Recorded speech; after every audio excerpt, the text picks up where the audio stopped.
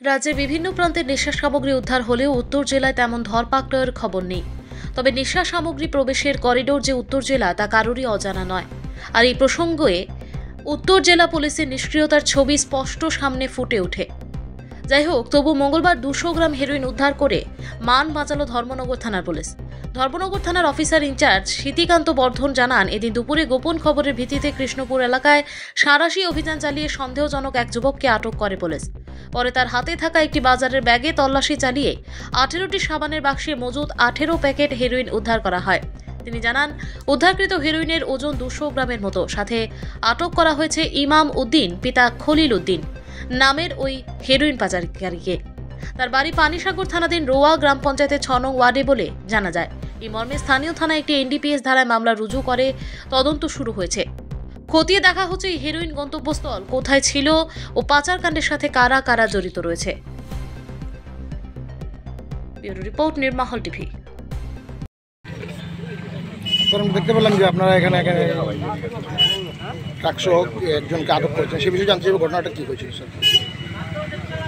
আজকে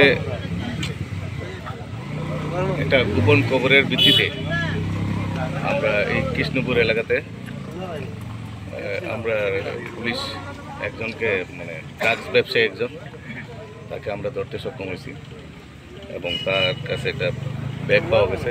ব্যাগটা থেকে সে যে ব্যাগটার মধ্যে প্রায় 18টা কেস, যেটা brown sugar, suspected brown sugar বা হিরোইন, এটা আমরা রিকভারি করতে পারছি।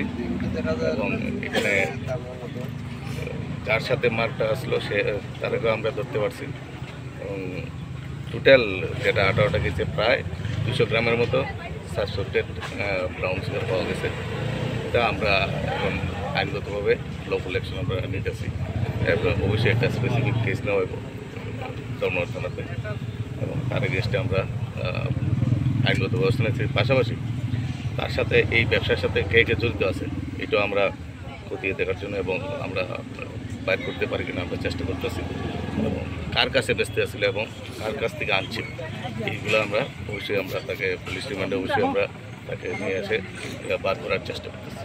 যাকে আটক করা হয়েছে তার নাম কি? তার ইমাম উদ্দিন, তার বাড়ি রোয়া। কি নাম স্যার? ইমাম উদ্দিন। ইমাম নাইমুদ্দিন ইমাম বেটা।